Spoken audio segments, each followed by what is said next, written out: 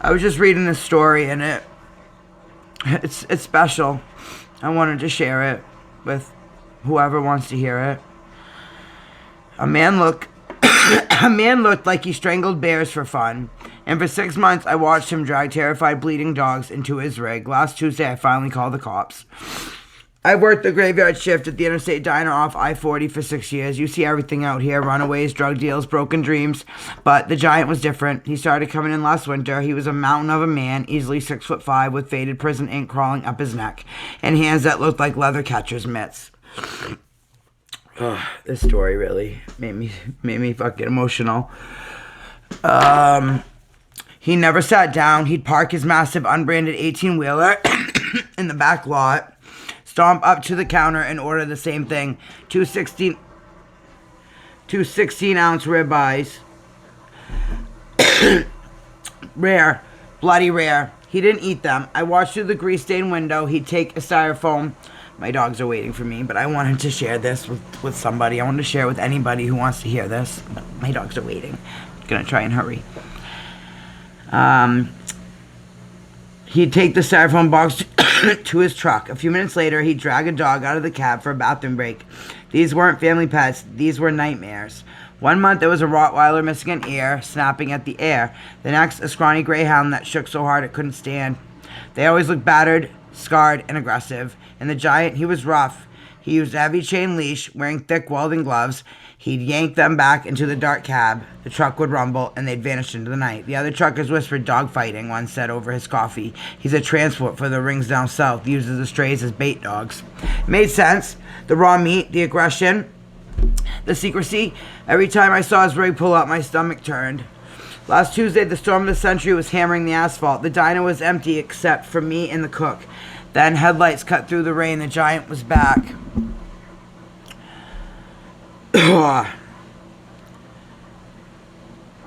He looked worse than usual. His shirt was torn, and there was a fresh, deep scratch running down his forearm, dripping blood onto the linoleum floor. 2 ribeyes, he grunted. His voice sounded like gravel in a blender and a bag of ice. I packed I packed the meat, my hand shaking. Rough night? I asked, trying to stall him. She's a fighter, he muttered, grabbing the bag.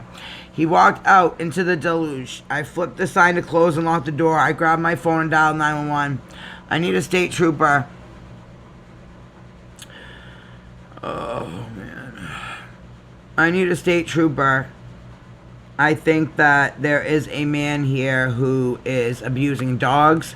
I need a state trooper at the diner. I think there's an animal abuser here. He's hurt. The dog is hurt. Please hurry. 10 minutes later, the lot was lit up like a Christmas tree. Blue and red lights reflected off the wet pavement. 2 troopers banged on the door of the sleeper cab. Driver, step out with your hands up. I watched him from the window. Heart pounding. I was ready to see cages. I was ready to see evidence that would put this monster away forever. The giant stepped out, hands raised. He didn't look scared. He looked tired. Open the trailer. An officer commanded. The giant hesitated. Officer, she's in a bad way. You open that door, you're going to spook her. Open the trailer. The giant sighed, unlocked the heavy latch, and swung the door wide. The trooper shone his right flashlight inside. I crept out the diner door to get a look. Phone raised to record the horror show, but there were no cages, there were no chains. The inside the trailer looked like a living room. Bolted to the floor was a worn-out leather sofa. There were thick plush rugs covering every inch of the metal floor. A small heater hummed in the corner, casting a warm amber glow. And there, curled up on a pile of blankets, was a pit bull. She was in bad shape. Mange covered half her body and her lip was torn. She was growling low, a rumble that shook her ribs. Hang on, Oscar. A rumble that shook her ribs, eyes darting in panic. What is this? The trooper asked, lowering his flashlight. Her name is Bess, the giant said. He ignored the cops and walked slowly towards the trailer. The dog snapped her teeth, clenching inches from his face. Hi, Oscar. The giant... Okay. Hold on, I'm almost done. Look at him. Look at you laying on the table. What a baby. Oh, you're such a baby, Oscar. Oh, you want to give Mama a hug? Oh, you're a big baby. You're a big baby. Oh, okay. The dog lunged. She didn't go for the steak. She went for his hand. I screamed. The trooper reached for his holster. Don't shoot. Don't shoot. He literally... Oscar, hold on, B. Oh, my God. You're such a big baby. Hold on, okay? Anyway, so let's just get to the good part. He looked at me, his eyes incredibly sad. It's a peace offering. I spent 3 days sitting. Okay, wait, I missed a whole bunch. I run the last mile transport, he said. You can run my plates. I pick up the red zone cases from the high kill shelters in the south, the unadoptables, the ones so traumatized, so aggressive that no commercial pet transport will take them because they bite, they panic, and they destroy crates. He gestured to the cozy room inside the truck. They can't be in a cage. They go crazy. So I drive, just me and them. It takes about 3 days to get to the sanctuaries in Vermont and Oregon. In the stake, I asked. He looked at me, his eyes incredibly sad. It's a peace offering. I spent 3 days sitting in this floor with them. I let them smell me. I let them growl. Sometimes I let them bite. I have to show them that no matter how ugly they act, I'm not going to hit them. I'm not going to yell. He looked back at Bess, who was now licking the gravy from the styrofoam box. They have to learn that men don't just use hands for hitting. By the time we get to the sanctuary, usually around mile 1500, they're sleeping with their head on my lap. That's the only way they get adopted. Someone has to absorb the hate first. Do you hear this?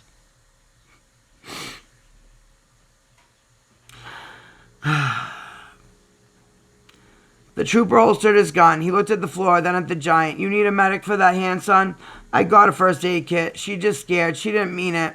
The cops left with the warrant to fix the taillight that wasn't actually broken. I stood there in the rain, feeling smaller than I ever have in my life. I had judged this man as a monster because he looked rough and kept to himself. I'm sorry, I said. I called them. I thought.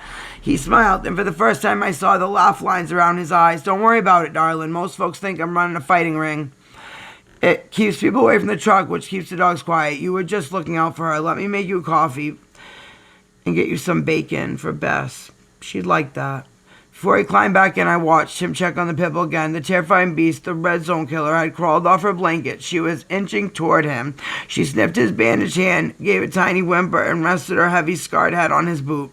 He didn't pet her. He didn't force it. He just sat there, letting her feel his warmth, being the steady anchor in her chaotic world.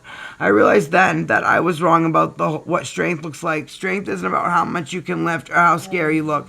True strength is the willingness to bleed so that someone else can heal. It's taking the trauma that wasn't your fault and absorbing it, just so a broken soul can remember what it feels like to trust again.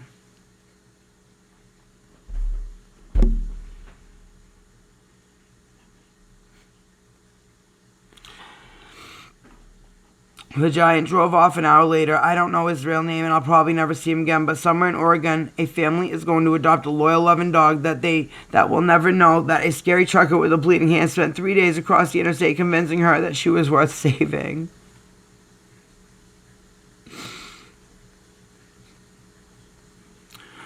They are all worth saving. All of them. They're all God's angels. They're God's angels.